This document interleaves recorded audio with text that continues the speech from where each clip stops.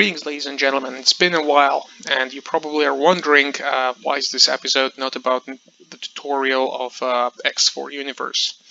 Well, the thing is, I quite got burned out on the franchise, and even though I haven't played it in months, I find it very hard to go back and to even start the game again. And looking through my library, I found, or actually not found, but kind of remembered this particular gem that brought me over 200 hours of enjoyment. And in terms of the game design, it is, just as the X4, a very intricate and complex game that revolves around an open-ended uh, uh, world exploration and building of your own faction, if you want to build your own faction, of course. I actually find that this particular game is faster and more enjoyable than an X4. The name of the game is Kenshi, and I'm using a Genesis mod which overhauls a lot of elements of the game. One of the interesting things about this game is that it was in development for nearly 12 years, and for 7 years just a single person was developing it. It was one of the first, if not the first, early access games available on the Steam. In 2018, pardon me, it aired, and it has an overwhelmingly positive rating on Steam. It's actually one of the best games I have played. And it doesn't feature a story. It's about the story that you build for yourself, the goals that you set for yourself. There are no such things as quests, even though that the Genesis modification does introduce these elements. They're more subtle, and essentially it's about you and your story and how you drive throughout the game. It is a squad-based RPG system, which means that you usually, depending on the starting story that you pick, you can start either with one character or multiple, and then there's an opportunity to actually recruit and increase the size of your factions throughout the game. And there is a great deal of variability here. You can be a warlord, you can be a destroyer of the world, you can reduce all the factions to ashes if you want to. Depending on what you choose, the cities will crumble, the different factions are going to take over each other's lands and cities, or just everything can fall into ruin. You can be a trader, you can be a slave, you can actually be the one who sells the slaves, you can be a crafter, explorer, you name it. The game features an in-depth crafting, the elements of survival, and different environments for which you need different protection. And so it's really nice and has a lot of interesting elements to it. The thing is that just as an X4, it does have a very steep learning curve, and I did find myself when I started playing it that I spent a lot of hours on the internet figuring out how the different elements work.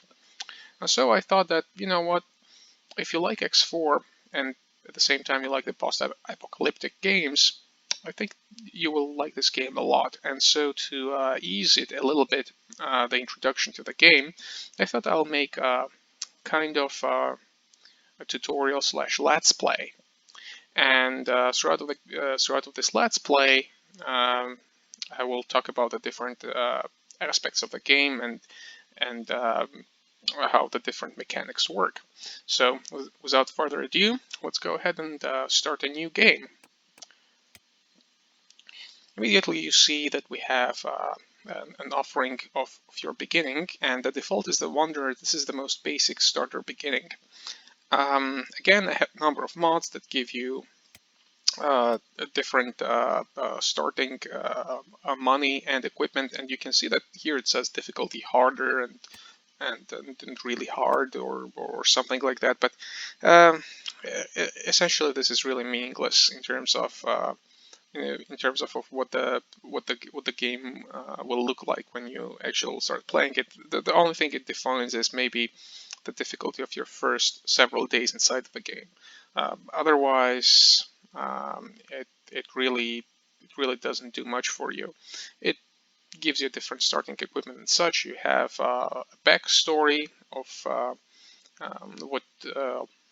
where you come from and where you hope to go, and that's pretty much it. One of the most favorite starting points is the rock bottom, where you have no hand. You are in the middle of the desert. You're hungry, and there is a lot of the creatures out there to kill and eat you. So if you're playing for the first time, generally speaking, I would say probably starting as a wanderer is a reasonable start, and it's also the fairly basic one. So let's start with the wanderer. You can go and you can adjust several of the advanced options, and one thing that I like to do is I'd like to set the hunger time to 0.7, because otherwise your guys tend to consume too much food, and it's not that it's hard to get the food, it's just that you have to go and run to the bar and purchase the food and go back into the world. Just an annoyance. So let's pick our beginning over here. And generally this game does have relatively long loading times, parallel to the X4, but still it's fairly fast. I mean, I'm running it on a fairly good SSD. It should probably take about 10 to 15 seconds to load. So let's wait for it. Oh, and between the loading screens you'll be presented by different and unique artwork. This is actually something from the Genesis. I've not met this creature yet. I actually don't even know what this is. The game is also very large. It's probably one of the largest games in existence right now. About 870 square kilometers of space with multiple different zones, biomes. They're literally tens, probably close to 100 of different creatures. Aggressive, non-aggressive, passive, territorial, scavengers that will make your life difficult. And oh, okay, so here we are. So again, this is a modded version, so I have a rather larger number of races to pick from, and I think I'll go with the hive, version of the character. As a lone wanderer, we start with a single character. Starting with a skeleton is a really easy way to actually play the game, especially for your first time. So consider doing this because skeletons are robots. They don't care about the food, and most importantly, they heal very quickly. Meaning that if you have a repair kit, they actually don't heal, as opposed to other characters. But if you have a repair kit, you can fix yourself almost immediately. Now other characters will have to be bandaged, as you'll see, and sometimes splinted, and will heal over time. To make sure that we have all the elements of the game working from the start, which means the hunger element as well, we will go not with the skeleton unit, but we'll go with the hiver unit, and they're different primary species. This is a bone alien called Shack. Different type of robots. This is a Whistler race. This is essentially half human, half cyborg. It's not very interesting in my mind. So let's go with the hivers. And now you'll see that you have race is the hive, and then you have the subspecies. And for humans you'll also have the gender, but for these guys you will not. So first we'll pick up the subrace. Now I don't want to be the worker, the prince. Don't want to be the prince. I want to be the soldier, but I don't want to be the southern hiver. I want to be a regular hiveman, which has kind of this green color skin. So this is how the soldier looks like, and next we're going to customize it, and you can do a lot of things. You can change your height, and as a soldier we're going to change the height. We can make ourselves bulkier. The posture is actually a very interesting thing. It makes you more stooped, or you can be more upright, more like soldier-like. The shoulder rest means your shoulders go up and down. We'll go with something like this. Neck position is whether your neck is tilted and such. And so there are very large number of options to customize your character. And as you meet the characters and you recruit the characters throughout the game, you'll have the option to customize them to your liking as well. So let's increase the leg length, and I'll actually turn off the closes so we can see in greater detail how we're going to look. The shoulders don't really need to be very broad. The hands and the chest, we want to be a little bit more puffier. The stomach can be smaller because these are the hivers. They tend to be very thin in the waist. This looks fine. The hips, we could make it a little bit wider.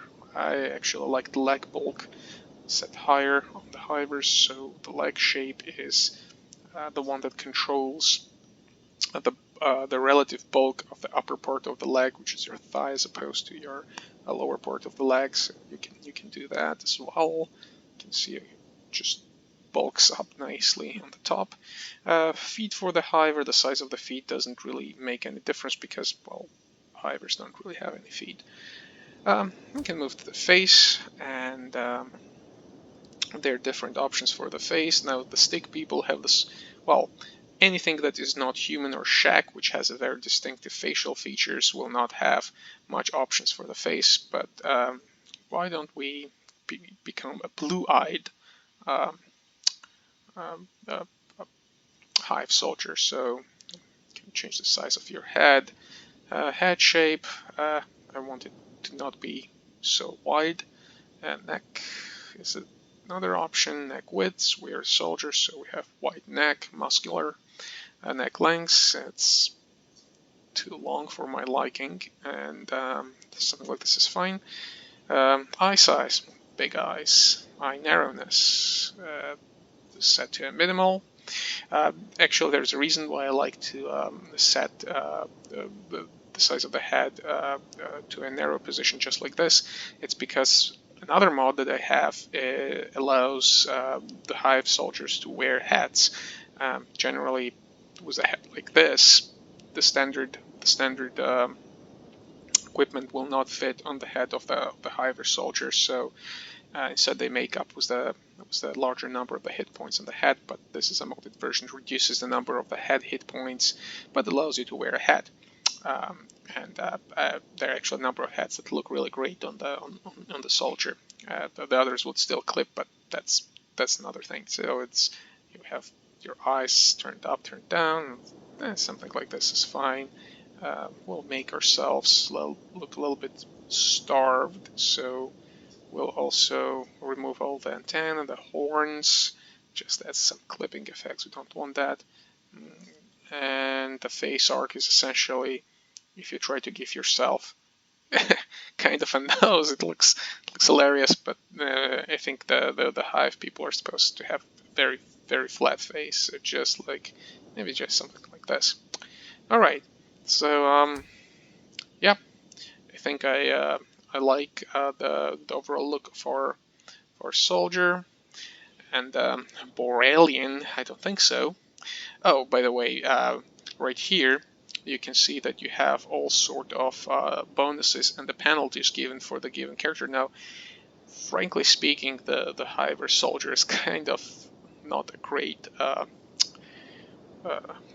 character. It turns out that they have only few bonuses towards the toughness and attack, and bonuses towards the toughness and attack. This doesn't mean that you're specifically tougher or you attack better. This means that you learn the attack with different weapons and the process of the attacking, and you accumulate the experience of the toughness 20% faster.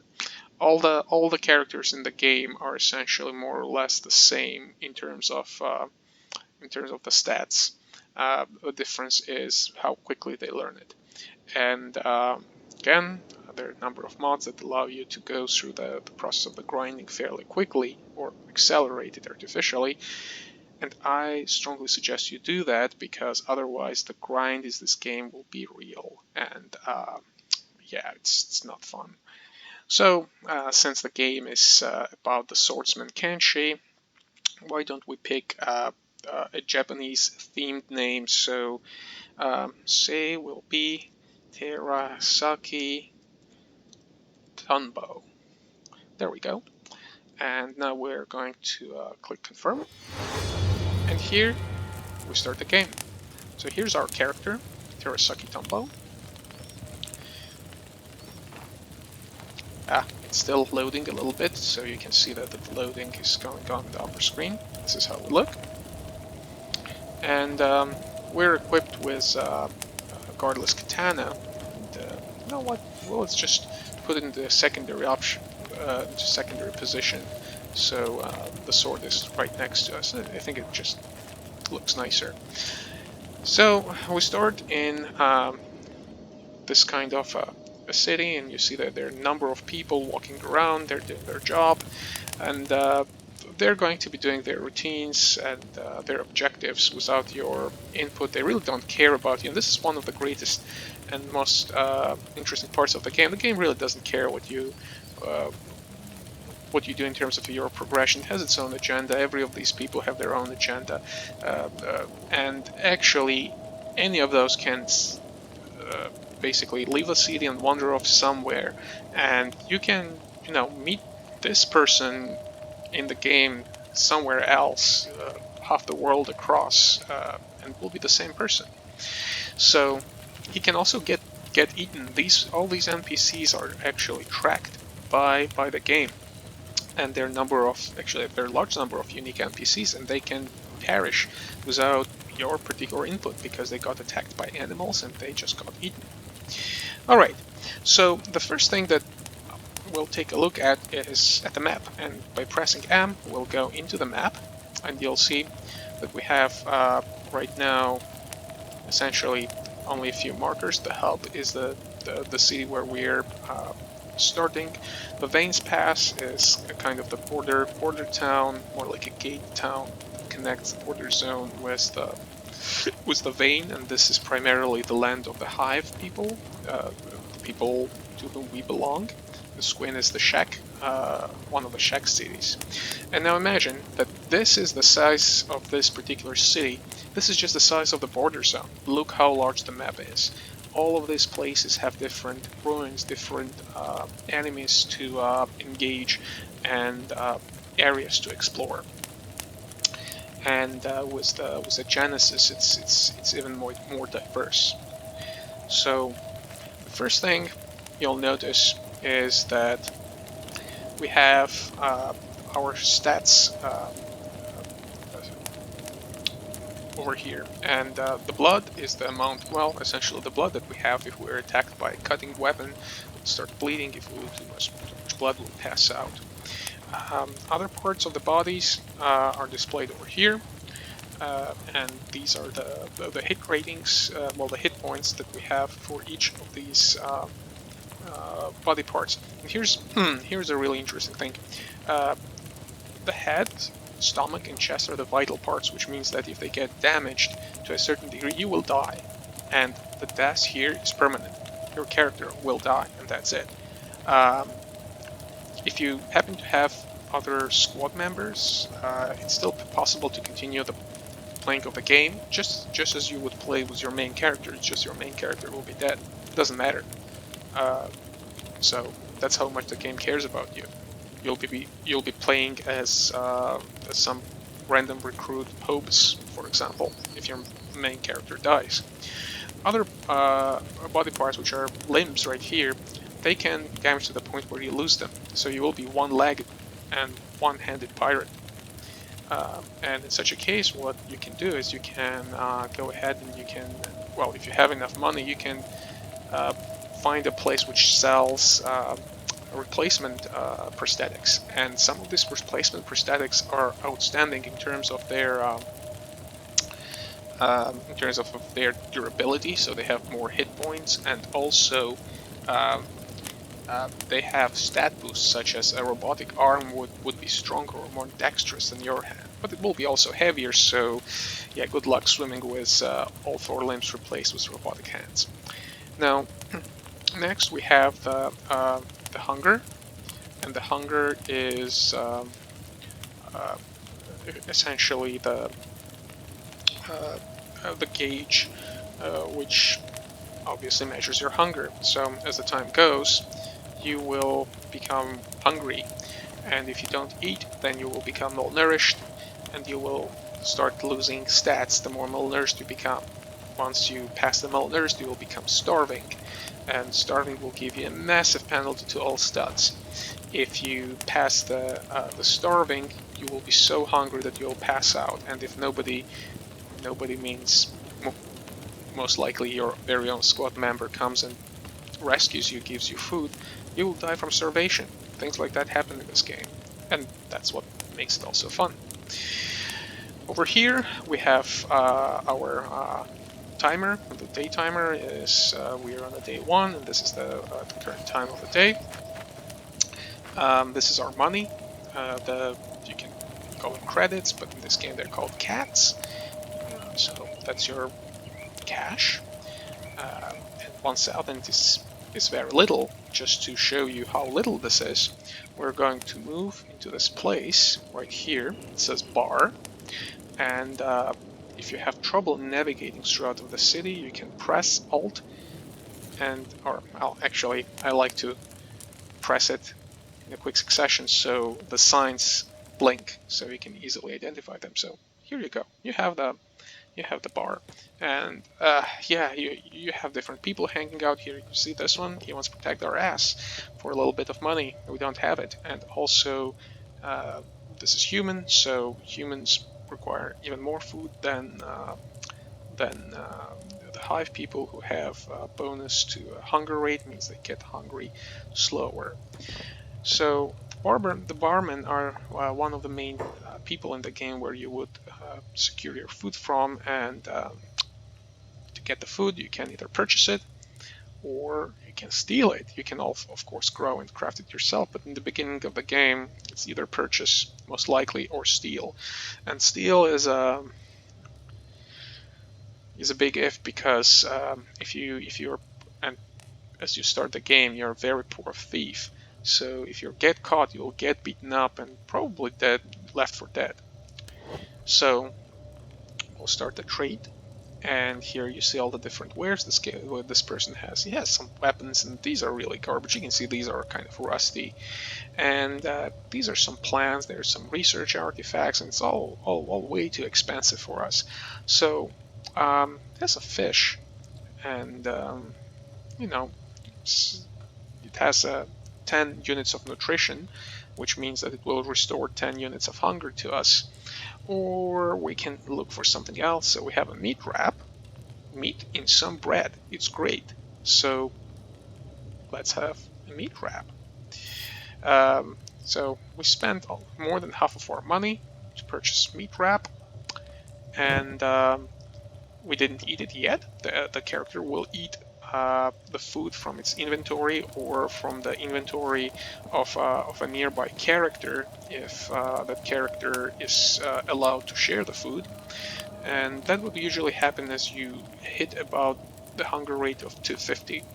So the character will automatically eat a little bit of the food and will start restoring its hunger rate. I was a little bit disappointed that this game doesn't feature the hydration and doesn't feature the sleep mechanics, but I would think that with all the complexity this game already has, having a sleep and sleep in particular would be a nightmare, and hydration is probably reasonable. And you can always roleplay and say, oh well, you know, your food rations come with a bottle of water, so eat and drink at the same time. Alright, so next let's talk about how we develop in this game. So your character has tons of different stats, and you can see all of these stats under the tab, STA, which stands for stats. Oh my, and as you can see, we're terrible. We have katanas -8, which means we have no idea how to use katanas. Sabers at -7. We're really bad at using the weapon that was actually given to us right from the start, and the reason is that the hivers are actually, for some reason, not genuinely skilled in using these weapon types, though they are supposedly skilled in using the pole arms. So I don't know. Our character is kind of dumb. Um, the melee defense and all of these other stats are available here. Now, first thing that you'll notice is the core attributes over here, and the strengths very obviously means how strongly you can hit, and it also governs on how much quickly you can swing your blade. The dexterity also factors into this, and what this means is that if your weapon is basically half of your strength, then the swings are going to be fairly slow, and as you start, and if it's lower, then it's going to be really slow. The dexterity will start to kick in once your strength is at least, well, if your weapon weight is at least equal to half of your strength. Well, not half. Yes, half to your strength. And from that point, the dexterity will start further augment the speed of your attacks. So strength and dexterity together makes your attack faster and stronger. Also, dexterity boosts the damage from your cutting attacks, which are the katanas and everything that has blades, and strength boosts the damage from the blunt attacks, which are your clubs and well, any sort of the blunt weapons for that. Toughness, the really important thing in the game. This essentially says, well, pretty much how tough you are. The tougher you are, the less damage you take once you're hit. And that means after all the subtractions coming from your armor. We'll actually pause the game so I don't waste the hunger gauge while explaining the stats. Also, toughness defines on how quickly you will pass during the combat after taking damage. And it also defines on how quickly you can come back to the consciousness, if you will at all. So right here you can see that our damage resistance is -65. That means that if somebody has a weapon that does 10 points damage, we'll take 16 points of damage. It has an additional multiplier for the martial arts, because martial arts are actually a unique type of the combat mechanic in this game, which does not require the weapons. If you unequip all weapons, you'll start fighting with your fists, which is really fun in my mind. And you'll be, as you level through the martial arts, you'll be doing all sorts of the flying kicks, ripping off limbs and breaking bones. It's a lot of fun, but it takes quite a bit, and it's quite hard to level the martial arts skill. Next, you'll see that the knockout timer is 3.0, which means that if somebody hits us hard enough and we pass out, we'll spend a long time being in oblivion. The wound deterioration is essentially when you get wounded to the point where you need bandaging and you don't bandage it, the wound will get worse over time, due to the infection or the bleeding or the tearing. And the less tough you are, the faster the wounds will become more grievous. And for every stat right here, it will give you an explanation how can you train it. And essentially, to train the toughness is to, well, getting beaten up. There are other ways to train toughness, and this is usually through the mounts. This is the safe way of training toughness. Means that you build a specific dummy, and then against it you train and in a controlled environment, and so you don't get beaten up, and you start into the world with a little bit higher toughness. So you just don't get obliterated immediately. Perception is necessary for your ranged attacks, and there are ranged weapons in the game, but they're in the sense simplistic. You don't get rifles, you get crossbows and higher powered crossbows as well, or bolt spring crossbows. So the perception basically governs how well you can shoot the targets which are moving far away or moving at all, and at the same time it will make sure that you don't accidentally hit your very own squad members. Under the weapons, which are the different class of the weapons, the skill simply means how well you can wield that weapon, and essentially it defines the amount of the damage that you do. In combat, the melee attack is a universal skill for any weapon, so the better your melee attack, the better chances that you will land an attack, an actual attack. Melee defense is the one that counters the melee attack, and it's about the blocking. The dodge and the martial arts are two tied together skills, and these skills define if you're fighting, how well you're fighting without weapons equipped. Dodge, obviously you will dodge the attacks, and the martial art, depending on the skill level, it unlocks different moves, and the amount of damage that you do will also increase. The ranged goes into three portions. That's turrets. These are the fixed turrets on your walls, and the crossbows, which are the classification for any ranged weapon. So the bolts or spring or loaded, hand-loaded crossbows are, or ranged weapons are all the same class. The precision shooting again ties into all of these ranged weapons. It means that the higher the rating, the less likely you are to snipe the head off of your ally. Thievery, yes, the super overpowered part, also extremely hard to train. Stealth, once you go into a sneak mode, and you can go into sneak mode just like this. If I unpause, you'll see I'll duck, and well, the red eye means that I am spotted, of course, because my stealth is 1. And in the sneak mode, you will go and try to steal stuff from other people, or if you have the assassination skill high enough, you can try to knock them out and then kidnap them, and then you can sell them to slavery, or you can take and claim the bounty for them. There are many different things you can do. Contrary to the description, assassination is actually not assassination. It's quite specifically knocking people out. Lock picking is basically picking the locks, and the thievery is, well, once you're in the stealth mode, how well you're likely to sweep that loaf of bread from the counter. Yes, so athletics, this defines your ability to move. Regular athletics, -4, we're very slow to move around. Swimming, -4, both of these define in first place how quickly you can run around, and in the second place how quickly you can swim around.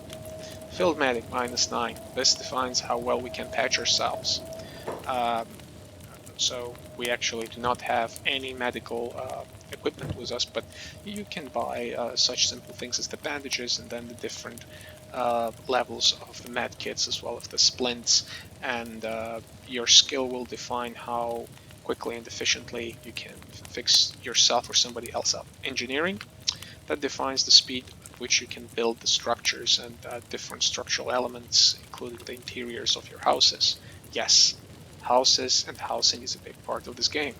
Robotics. Robotics is essentially about making anything robotic, just as it says here, but in principle robotics defines how high of a quality are going to be the robotic limbs if you're able to craft them.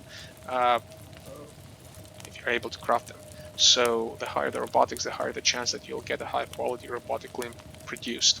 Also, if you're a robot or you have a robotic limb, you will need a special repair kit for that body part if it gets damaged, and the repair speed and efficiency is based off robotic skill.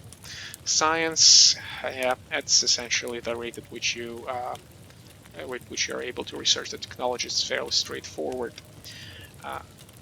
The weaponsmiths, the armorsmiths, the crossbowmen smiths, all of these are basically production of the different types of the weapons, and the higher the level, the higher the chance you'll produce a higher quality of equipment. Laboring is a very, very broad term here, so essentially mining is one of the main laboring processes, but if you think about it, such thing as bringing up the water from the wells also falls under the laboring procedure, and a lot of in this game revolves around the mining, because that's where you get your raw materials to build cities, equipment, and everything else.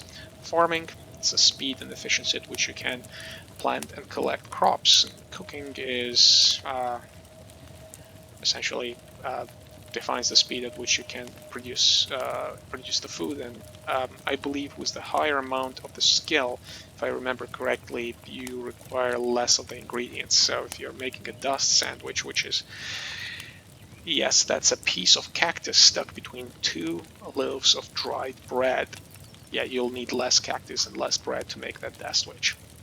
So that is essentially all that we need to know about the different skills and what they do. For us, it's not much important now, because we need to go out there and somehow make a little bit of money. And this is the most hardest part of the game if you're new to it, and you're trying to figure out how to make money. The absolutely simplest and easiest way to make money, and most safe one, is mining. And you can also do scavenging. For example, right here you see droplets of blood, and well, the puddles of blood means somebody got beaten up, and somebody is over here. So what we can do is we can run over here, and who is this person? This is Dirt, Starving Bandit. You know what? We don't care about Starving Bandit. We're going to rob him blind. And now, notice this. He's playing dead. Means he's cautious. He's just lying down and pretending to be dead so he doesn't get beaten up. Since he's actually not passed out, that means that he's aware that we're here. And the chance of stealing this, as you can see right below the name of the equipment, is minus 2%, because we're terrible. We'll still click on it and we'll say, ah, damn you. As you can see, our skill with the katanas is so bad that instead of using a katana, you just hit him with his hand. So now he's out cold, so let's rob him blind.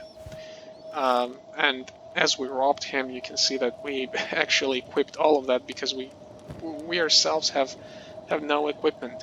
We are very poor. Well, this is a nice thing. So this sells for 260. That's an expensive thing. Actually, having this dirty loincloths, I'd rather like the half pants. This looks nicer. Yep. We also took the weapon, and now it's put into our main weapon category. That's fairly useless. We're going to sell the stuff that we don't need, and you can do it at the different vendors that you can find around. And the vendors are, for example, right here. You can go and click on them. The bar usually going to buy a lot of different things. Now this town is fairly ruined. There is nothing much available here. The reason for that is because it belongs to Holy Nation outlaws. These are the ex-slaves that were able to break out from the Rebirth Pits, and Rebirth Pits are the actual place in this game. If you're unlucky to be captured by the Holy Nation, you will put to work in this place, and you would have to try and escape it. Pretty exciting, right? So let us sell this, and actually we're not really able to equip this because our physiology isn't compatible with a large number of human clothing, so we'll have to sell this. Oh, and by the way, you can see that, of course, this is all stolen, and since this place is the place of the outlaws, they say stolen goods, no problem, we'll buy it. So let's take this as well. Alright. You'll notice that I have sandals on my stick legs. This is only available because of the mod, which unlocks the armor slots, well, number of the armor slots for the hive people. Usually hive people cannot, well, not usually, they cannot use the shoes because, well, they don't have legs. Now, remember the stats that I showed you? And most of the stats that we have are abysmal. The way to improve anything in this game is, well, done very much in the same way as in Skyrim, which means that in order to improve the attack, you need to fight. In order to improve your movement speed or running, you need to run as fast as you can. It means you need to stay light and not be over encumbered by the goods. This game features also the encumbrance system, which means that if your strength is low and you're carrying lots of iron on you, you're going to move slowly. There is no such thing as a cap in terms of the weight that you can lift. It will only define the speed at which you move. And so actually being overloaded or overcumbered and moving slowly, but having a large load, will, instead of training your athletics, it will train your strengths. So a lot of complexity in this game. Also, being over encumbered means that you're spending more effort doing anything, and then you'll become hungry quicker. So the thing that I started to do is I came here because I played this game for over 200 hours, and I know that next to the city of the hub and right close to the lone shack, I have this nice deposit of copper. And the copper will hopefully sell for a pretty penny. Now, initially in the game, and for the first, I don't know, maybe 10 or 12 days, you would want to sit here and spend some time mining copper to get also your strengths trained by carrying the copper around for the sale, and also to get some money to join a Thieves Guild, and joining the Thieves Guild will be in the next episode. I will do some grinding for the copper off screen, because nobody wants to watch me sitting here and hitting the copper resource. Now the thing is that in this game, just like in the X4, it features the accelerated time, except that you don't really have to do some BS half-assed quests in order to unlock this. It's available right from the start. So if you press this, we started to mine suddenly much faster. And this is the process at which we are completing our mining. And once the first line, once we complete this line, we'll generate 1 unit of copper. There we go. And 1 unit of copper costs 180 cats. That's not much. That's actually really not much, but it's something. And so as we'll continue to mine, we'll generate some money, and with that money, we'll be able to go ahead and start our life. But for now, it's going to be mining.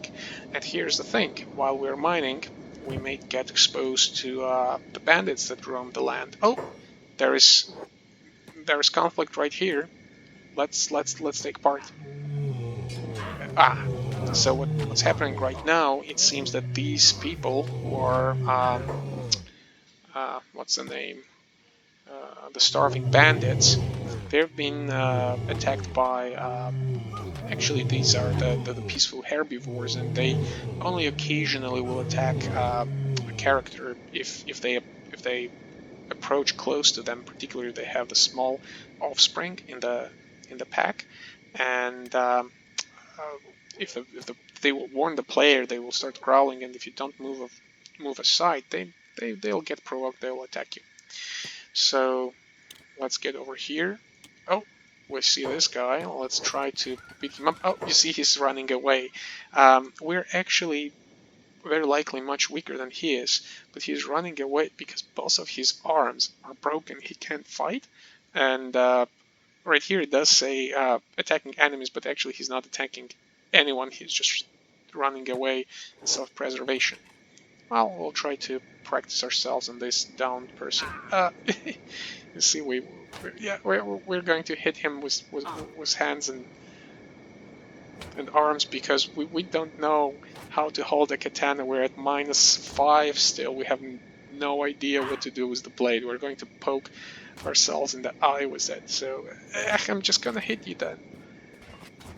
But you see, as as we struggle through this fight, we did level our katana a little bit. It's still in minuses, but -3 is so much better than the -7 that we had before. Let's see what we can grab from here now. This is really expensive. Look at that, a light body wrap, and this is a nice thing. If we were human, this was a really nice thing. This is a lot of money. Now, this seems to be a new addition, really, to this whole bandit thing. Usually, bandits didn't used to have the body wraps, so maybe after the rebalancing, uh, what happened is that essentially the developers of the mods thought that they will give you an easier way to earn a little bit of money here and there. So you can see that we have an option of a more interesting blade. You'll see that our katanas are yeah, it's kind of better, but in terms of the damage. But the thing is, we're really bad at using it, and also here's the thing: it's giving us defense penalty. Being so weak and having a defense penalty is terrible. And yeah, so it's really bad. So instead, what we're going to do is, I'm going to put the katana into my equipment, and I'm going to put the horse chopper. Well, I can't actually. They have to do a little bit of inventory management. So I'll put the horse chopper right here. I'll probably will become fairly encumbered just by equipping the horse chopper. Let's see. The horse chopper is considered to be a saber class. So let's see if holding a saber will give us any bonuses. So no, not really. Having a saber will be worse than having a katana, because katana is -4, so likely we'll train up faster. Anyway, let's come over here, which is another bar. You can see it right here, and these are Shinobi's Thieves over here. So as you'll see, sometimes I go really quickly and sometimes slower, and that's just because I'm changing the speed of the game and the travel. So let's sell this. It's not a lot of money, but it's something. And oh, by the way, each of these equipment features different quality grades. So usually you'll get shoddy, definitely, from the lowly starving bandits, but there is a small percent chance that you'll get a standard grade, and standard grade is so much more expensive. It's 4 times more expensive than the shoddy grade. Well, almost 3 times. So that will really increase the amount of money that we have. And we're just going to sell off stuff. I'll actually double check if any of this. Oh, this is standard grade. It's not green, doesn't match, but hey, it's a standard grade. I'll sell the inferior equipment, and yeah, there's stuff available here. We'll deal with this later. So let's meanwhile go back to the battlefield and see if I can steal some more from these guys. Also, we'll train the running. The shoddy grade plate. It will make us slower. You'll see it has a athletics penalty, but it will give us some protection to the legs and gives martial arts bonus. Kind of useless, but well, why not? Well, let's take this and let's swap this out. So now we're nice and green.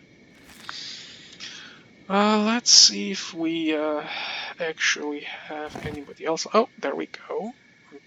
That will give us something. So let's take this. This is expensive. And this is actually a very good piece of equipment. You see, it gives us a stealth bonus effect. Too bad we can't use it. And it also covers our whole body and gives, you know, a small but a reasonable bonus to protection of actually the whole body. So it's a nice thing to have. Again, gonna steal this. I'm gonna go back to the bar, and you can watch yourself in real time moving around. You can, if you double click on yourself, you'll center in. You can probably hear some clinking. That's because we're wearing a plated armor. Yes, this actual scrap is considered as plated armor in the game. We have a red bandana which poorly fits our hive head, and but here's the thing: we have a good bonus to overall attack. Defense is terrible, but what can you do? Oh, at least we're making some money, and actually we're kind of lucky to get this in the beginning. Usually I just get beaten up in the game and that's it. And if I have a piece of bread on me, that piece of bread gets taken away, so I'm not only hurt but also hungry. Well, even hungrier. Alright, so let's make the final trip. And, you know, let's make it faster. No reason to diddle. There we go. And is that somebody? Oh. As you can see, this guy is crippled. Because he's crippled, he can't walk. Both of his, well, actually one of his legs is destroyed, so one of the legs being out of the commission will automatically mean that you'll have to crawl. Oh well, we'll punch him. We'll beat down the unfortunate one, because that is the way of the Kenshi.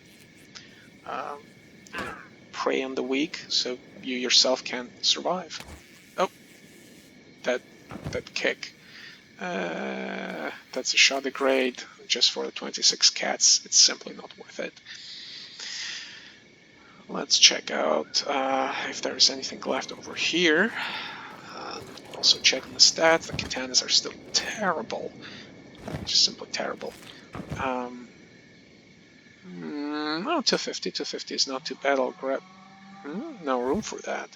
How come? So what if we rearrange it and just grab the boots?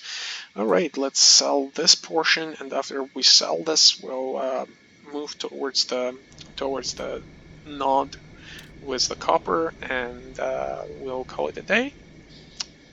And the next episode will be after the grinding, and hopefully after that grinding we'll have a little bit of money so we can engage in more fun activities. Generally, as you can see now, already, you know, a number of things happened, and when you compare it to the X4, you do get more much more action here. So you can also pause the game just as an X4, and you can just click and see what happens. Oh my god, the scavenger. Yes, we want to get this. The scavengers are a fairly tough opponents in the game, and what happens is that they do carry some really interesting loot with them. One of them is that backpack that you can see over here, and this backpack is expensive. It's 2,000 if you can sell it. Well, I mean, if you sell it and run away. The thing is that this guy is being engaged by the hungry bandits. Most of the scavengers are usually robots, and they are aggressive. Well, their first appear is non-aggressive, but as they see you, they will try to attack and steal stuff from you. Oh yeah, and they usually work in pairs. They're two, but sometimes even three. So as you see, we have right here an adventurer's rucksack. It's a terrible piece of equipment. It's complete garbage, but it's expensive. It's expensive if you're selling it. We have a leather shirt. and that's also 300. We can even equip it. Look at that. That's really nice. Dyed turban. This is a good thing because it offers us a reasonable protection. It's a shoddy grade, so it's actually worse than a bandana. So I'll sell this one. Padded leather jacket, crossbows, melee defense bonus. Now, melee defense bonus would be something really nice to have. Actually, it's much better than the armor drags because the armor drags give the penalty to the melee defense.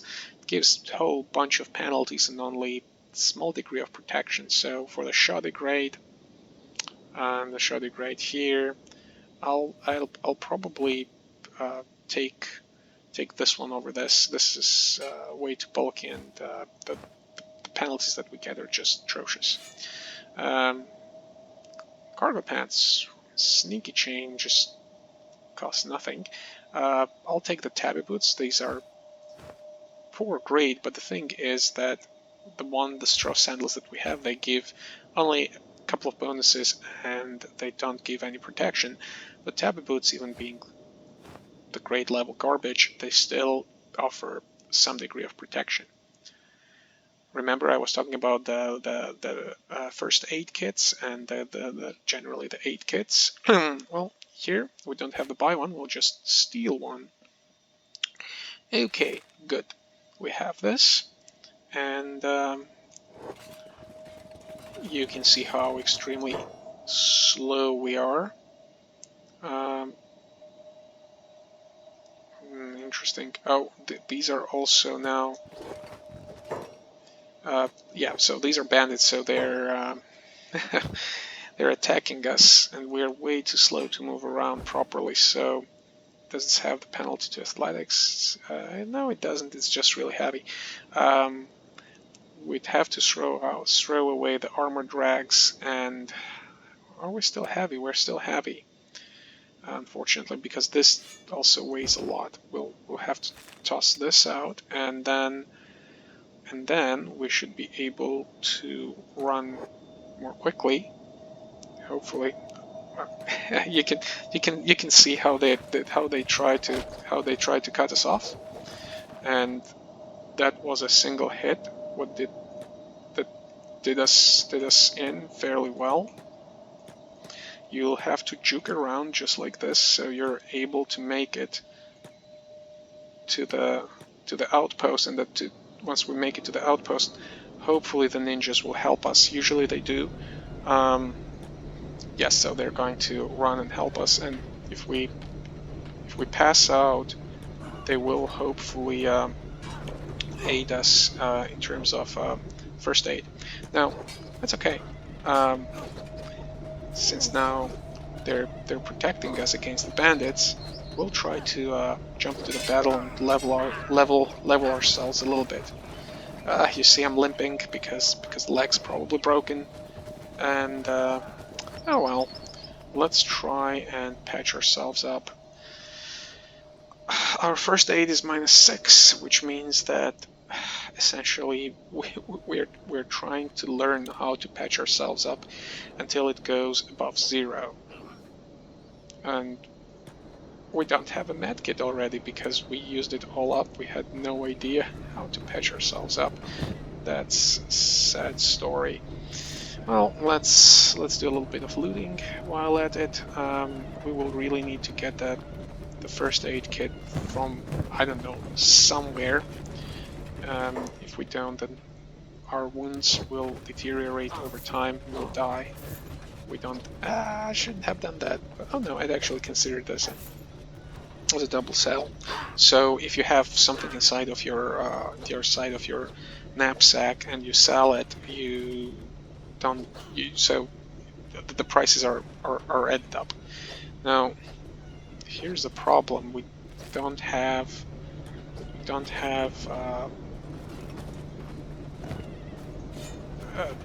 first aid kit for sale. And that's sad because I'll need to scavenge this from somebody, otherwise I'll die.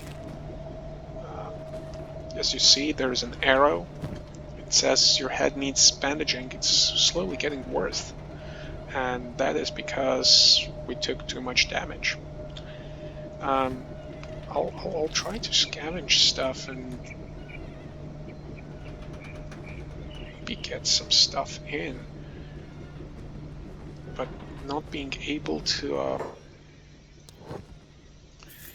yeah, not being able to actually get a first aid kit is a bummer.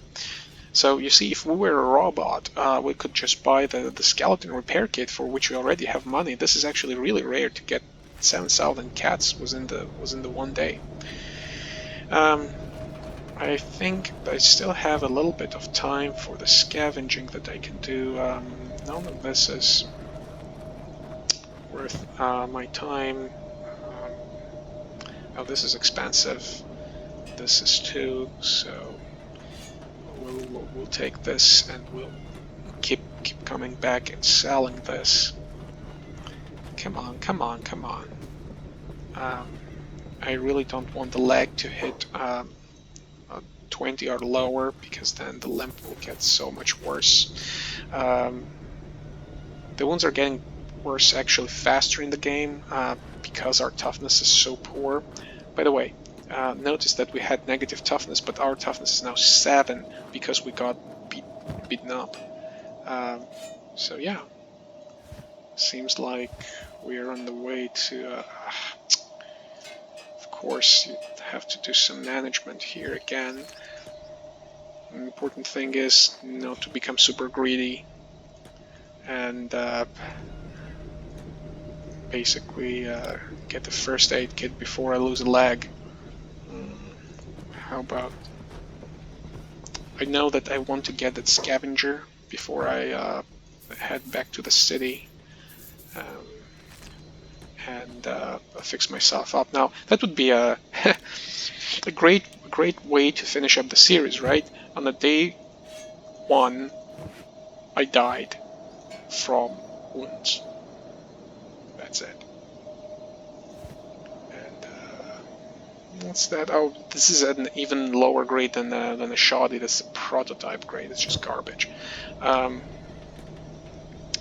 While I'll limp myself here, let's check if we got it's prototype garbage. All of these are prototype. Look how inexpensive these are. Now this is a pretty good one for sale. Mercenary Club. Yeah, it's a good weapon, especially against robots. But the thing is, this thing weighs 20 kilograms. This is way too heavy for us. The swings would take ages. So yeah, just sell it. Just sell it. And I think I noticed a headpiece here, actually. A unique head. Oh, look, this is actually not a robot scavenger. This is a rare occurrence. Shoddy grade mad phase plate. Melee attack bonus +2. And it's better than the bandana standard grade. Yes, please. Oh, you saw that this is crime against the against the scavenger, faction, and yeah, we really don't care. Screw them.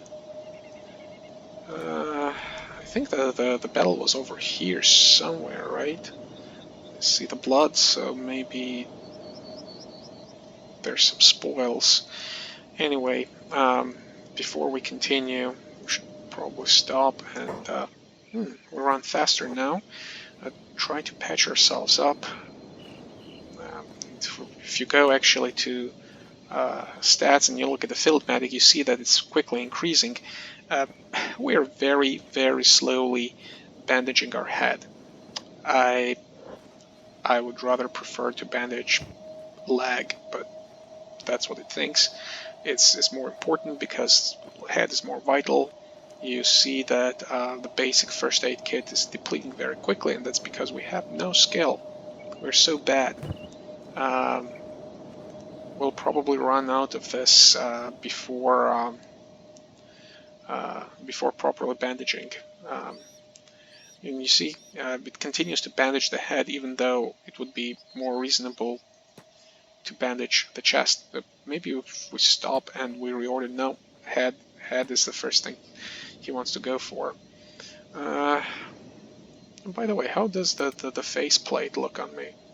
Oh look, I'm Darth Vader. It was the faceplate. So let's check out anything here. I don't think there is anything here available. Okay, we need to go back, and we need to go back to the city. I really doubt the Shinobi Thieves will sell us anything here. As you see, they're very much fixed in terms of with whom they do the business, and unless you're part of their group, for which we now have enough money. So actually, I'll oh, another. Yes, please. Caught stealing. Give this. Alright. Kidnap. If you take the person up and put them down, they will be out for a few seconds, and while they're out, you can steal it, because otherwise it will keep telling you that, you know what, you're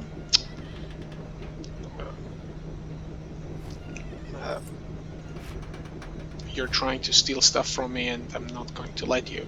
So let's try to fix ourselves further with the scraps of the bandage that we got. Again, we go for the chest. Our hand's broken. Oh, well, soon it's going to be broken. The leg's broken. Come on, come on. It didn't finish up.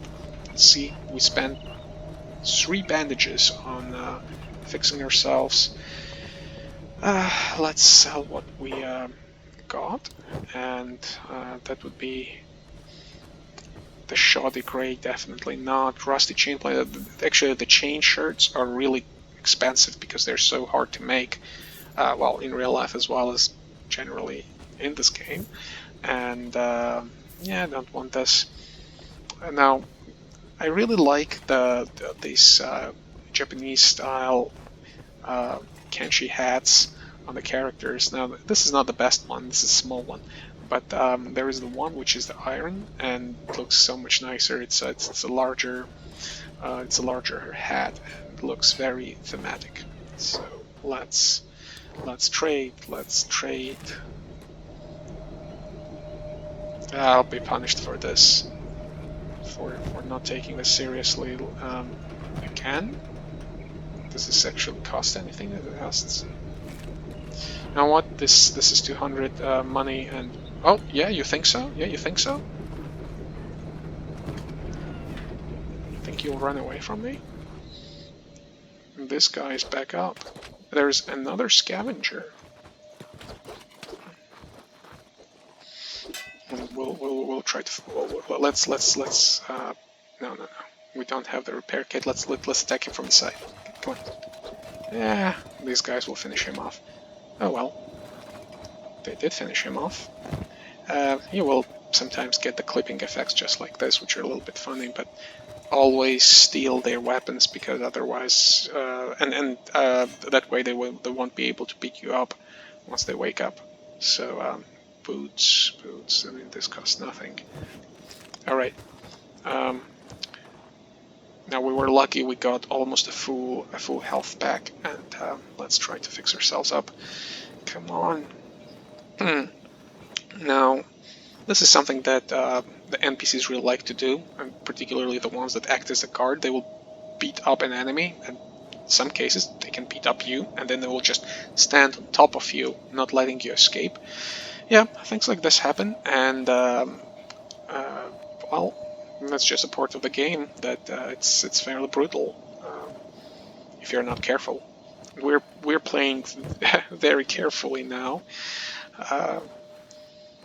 Usually I like to be a little bit more risky, and also we're really lucky with the encounters that we had so far. Now, come on, please do it faster. So that's nice. We patched ourselves up. Now, I don't really need to go back to the... Oh, okay. So these guys are the slave mongers. They will go around, and if they see a person who is unconscious, they will enslave them. They'll go enslave them, sell them to the different factions, and then you'll need to try and escape. You don't have to be specifically unconscious. If your group is small and you see that these guys are large in number, also they're fairly tough compared to us. Their stats are in upper 20s, and ours are in lower 10s. They will simply attack you, knock you out, then they will heal you, then they will strip you down, put some shackles on you. They will try to sell you to usually to the Holy Nation or the United Cities. And yeah, let's do business. And now sell this, please. All of this. And you still don't have any health packs. Now we are going to rob those people because these guys usually do carry a health pack. Their armor is quite garbage, but you can make a reasonable money by stealing their weapons. And before stealing the weapons, I really want their health packs. We can also hang around here where it's fairly safe. And oh look, there is a slave. A hungry bandit is a slave. They found that poor bastard somewhere, probably unconscious, and just stole all the stuff from him. This helmet looks quite a bit nicer than what I have in terms of the coverage. So actually, the armor in this game does feature a percentage of the coverage, and the more coverage it has, the higher chance it is that when you're hit and when the hit registers with the hitbox to be against a particular body part, then the damage is going to be calculated against a number of parameters, such as what kind of the coverage the armor has, and then what kind of resistance the armor offers. And then if it offers good resistance, then how much will the attack be diminished against that protection. And there are also multiple layers of armor, so the armor can overlap. The same different pieces of armor can provide redundant, positively redundant protections to the same areas. For example, you see these pants provide protection to stomach. Now this is also an armor that provides protection to stomach. So these are two layers of armor.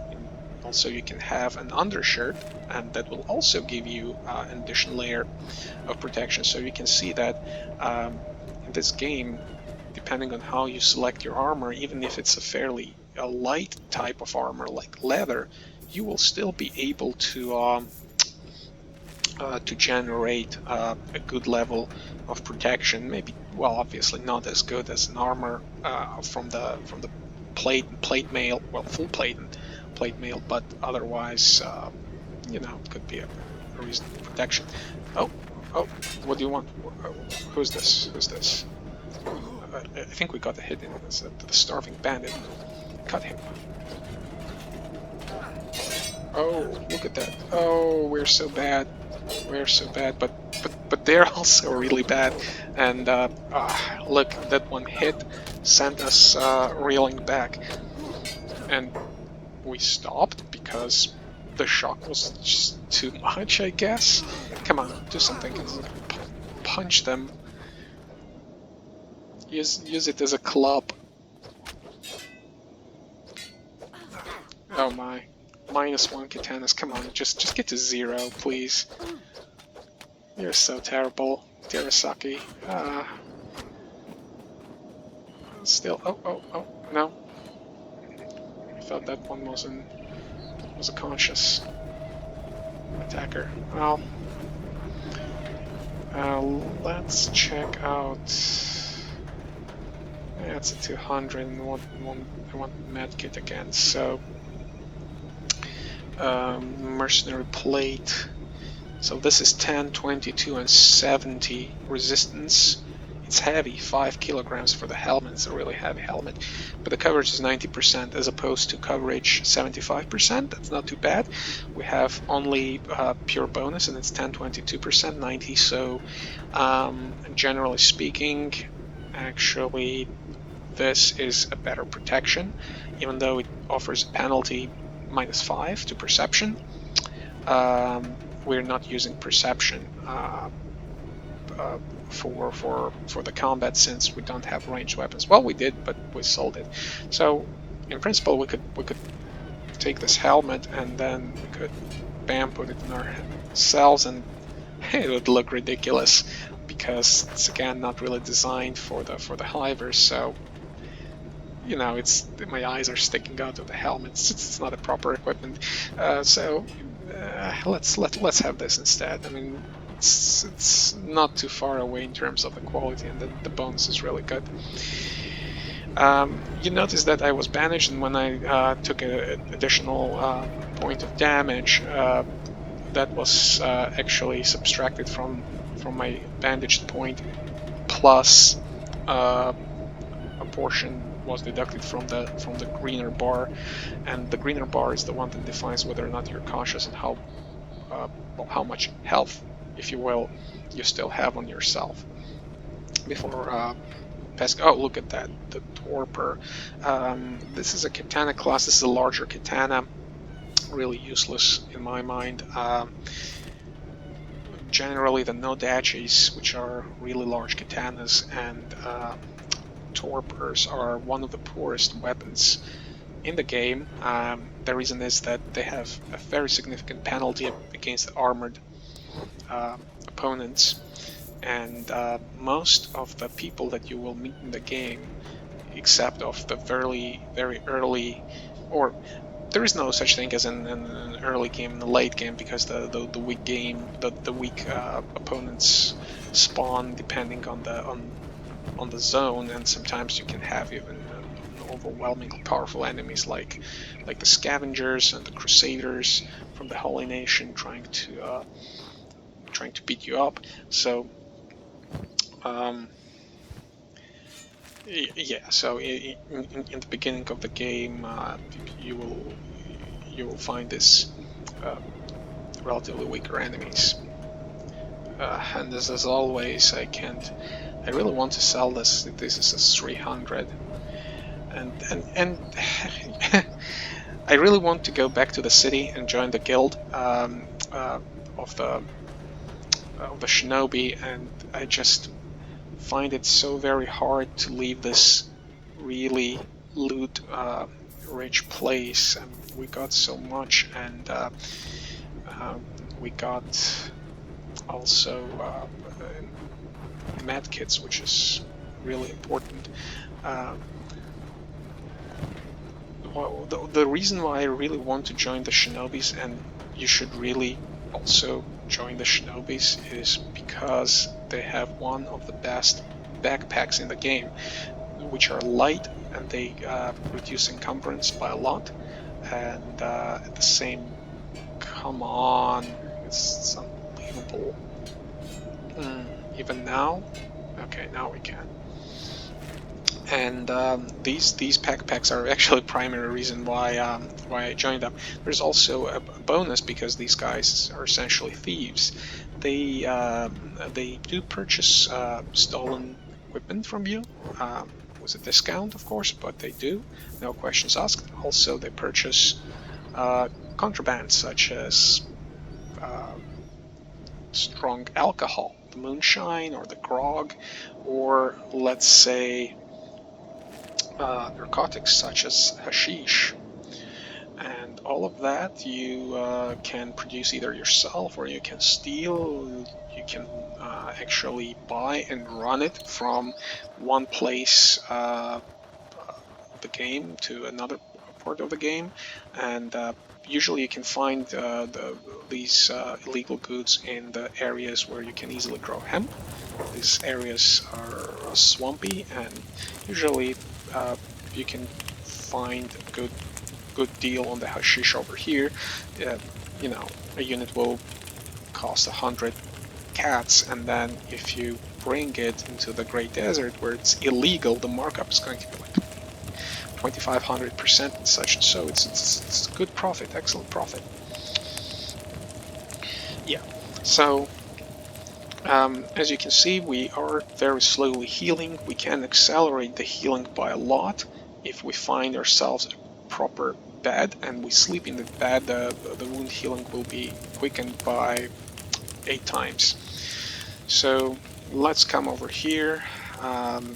We're limping, and we're no longer limping, but we're slow, we're overcumbered, our strength is reduced because we're hurt. It says injuries do reduce our stats.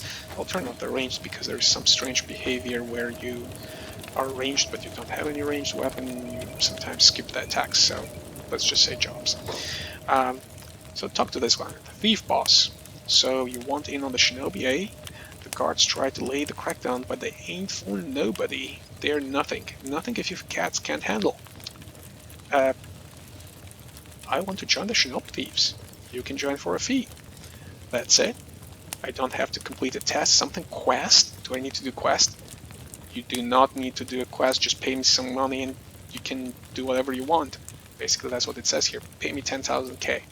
And 10,000k is a lot in this game, especially in the beginning, where we're really lucky to get those.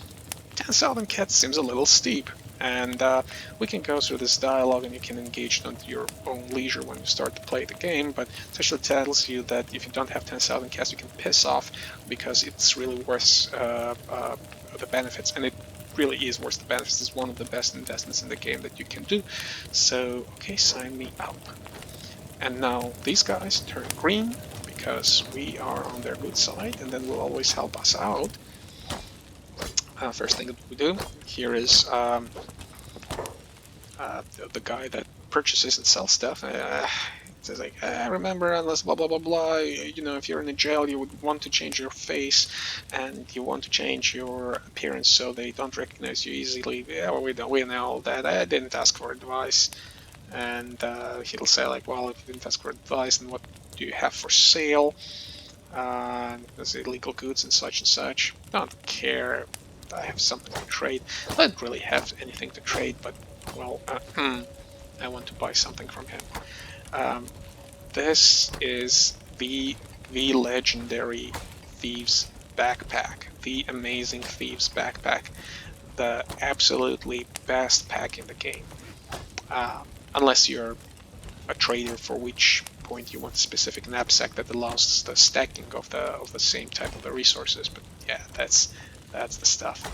They offer a katana, a much better katana than what we have, and the price is 12,000. That's a ridiculous amount of money. We can't afford that.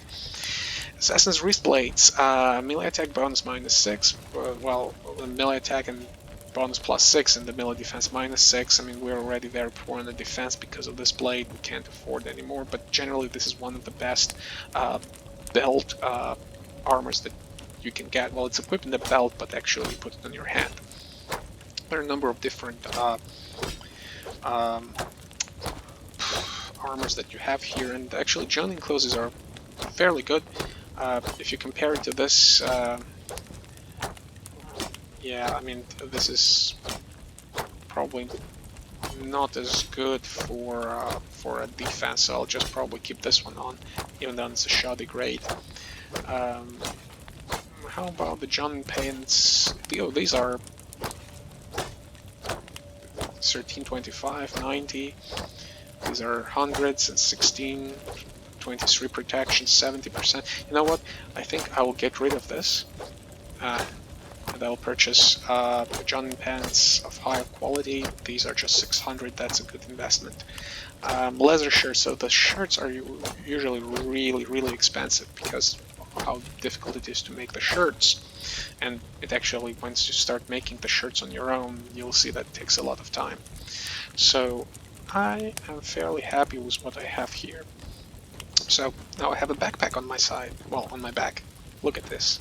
And I look more like Ronin with these pants. Next thing, we can also find here this guy. You can talk to him, and this is a plastic surgeon, which means that you can change the way you look. Alright, we're confused because there are too many characters here. So we'll come... Right? Maybe not. He decided to leave. That's sometimes something that happens, and it's a little bit annoying. They start to walk around too much and you can't see where that person that you wanted to talk to went. Oh no, it's over here. So Guild Plastic Surgeon. So need a face change, and because we're a member, the face changes are now free, and there are usually other guilds like Surgeons Guilds, and they charge you like 600 once out and for the face change. So let's see how we look. This is how, well, we made ourselves, so you can change your name if you want. Obviously you can't change your race or your sub-race. And we're bulky on the legs, and I think I didn't really like the widths of the hips. Those are a bit too wide, and I didn't feel that my soldier boy is bulky enough, so maybe add a little bit into the shoulders, and oh yeah, arm bulk, yeah, we want bulky arms. Hands, we don't want large hands. The hivers are supposed to have tiny hands, just because I want to. So you can say confirm, and this is our new look. It's essentially the same, but now we're broader in the shoulders. The good thing that the Thieves Guild offers us is also these training dummies, so being abysmal in attack and essentially assassination and everything else, we can train a little bit on these poor quality dummies up to level 5. We can use the lockpicking dummy right here to train up our lockpicking skills, and here you can see training. You know, if you accelerate, you can see the training going way faster. Yeah, so basically you can spend maybe 10-20 minutes just like this training up certain skills. This training dummy is attack, and we have attack 11, which means we will never train anything with this dummy because the max skill level is 10. It can't offer any particular training. This is also attack. This is assassination. Actually, our assassination is 7, so you will not. Well, you actually will train something because this one allows you to go nearly to 20. That's why you can train it. Alright, we will not spend time on these things because it's fairly boring. Instead, what we'll do is we'll move to the top level, because usually some of these beds are not occupied by anyone. And what we also get now is the opportunity to use the beds for free. So I can use this bed absolutely for free, and I can regain the health faster. So if I lie down, I'll start sleeping, and I accelerate, and you can see that I started healing faster. Also, when you're sleeping, your hunger rate goes down because you're resting. So, you know. Oh, and also because you can see that we have a red penalty, a slight penalty, because we're over encumbered. Having extra crap on us means that we are spending more energy, and so we get hungry faster. So while we're healing over here, let me briefly go into the squad panel, and this is, well, you can have a lot of members and a lot of different squads. The original game, I think, limited you to 30 members, and I don't remember how many squads, but maybe 6 or so. And this is a mod that expands it, and if you have a graphics card that is 10 series or later, you can easily run these many squads, no issues on the maxed out graphics, just like I do. So, oh, by the way, my graphics card is fairly old. It's a GTX 1070, so still runs just fine. Here is our squad's name, and it says nameless. How about we call ourselves the Wind Kaze? And the faction, it's nameless, but I don't want to be nameless. Let's call faction Scoron. And right here are the list of the other factions that we encountered. The Shinobi Thieves, we just purchased a membership with them. They like us a lot. Outlaws, this is the place, actually the town is there, so they kind of like us. Adventurers Guilds, we actually really didn't see the city of Avalon, no, so we have knowledge about these people, but we actually haven't really met them yet. And the Starving Bandits, we fought them, so they don't like us, and this is a permanently hostile faction generally, and you don't really care about it. The Dust Bandits, same thing. If I remember correctly, there is a very peculiar way to try to ally yourself to Dust Bandits. It's absolutely not worth it. There is no point in doing so. So there is a big boss of theirs that you can beat up and then sell him to the police, either to the Shack Kingdom or to the United Cities and such, and get 30,000 cats in one go. That's a pretty penny. As you can see, after sleeping, we have recovered nicely. You can also see our hunger gauge now going up instead of down, means we probably ate, and we did indeed, so we finished up our meat cube. What I'm going to do is I'm going to move all of these into the Thieves' backpack, and the encumbrance effect will go down because this backpack makes it more comfortable to carry things around, and they seem to weigh less on our shoulders when they're inside of the backpack, so you know, you're not as heavy. Alright, so here we are. We have 10,000 cats. We have 16 attack, which is not terrible. Everything else still is, such as defense, strength, dexterity, particularly for the katana. Having such a low dex is terrible. Toughness is okay. At least we're not in the negatives, and you can see that the wound degeneration is now 1.5 instead of 1.8. That's good. Well, dodge doesn't matter because we essentially don't really use the dodge with the weapons. The dodge is one that you use if you want to go with the martial arts, and yeah, that's a very overpowered technique, but that's something we'll check out later on. So we'll stop here and just go ahead and save the game. And I really hope you liked the introduction to the Kenshi and what you can do. I mean, we really scratched the surface. I mean, we didn't even really scratch the surface. We kind of just touched the surface, and we'll be probably scratching the surface for the next 10 hours. So hopefully you liked it, and you did get some bearings for the initial start of the game and what the different stats do and how to level them, how to steal from unfortunate in this world, and use that loot to buy yourself a piece of bread so you can leave another day. We had a really good start. We made a lot of money. We allied with the Shinobi. We got a nice backpack full of bandages, and let's go into the bar and purchase a piece of food, and then take a seat and wrap up our episodes. So do me a business.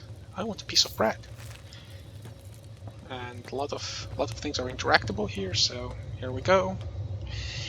Terasaki Tonbo says goodbye, and once again, hope you did like this episode, and if you have any other wishes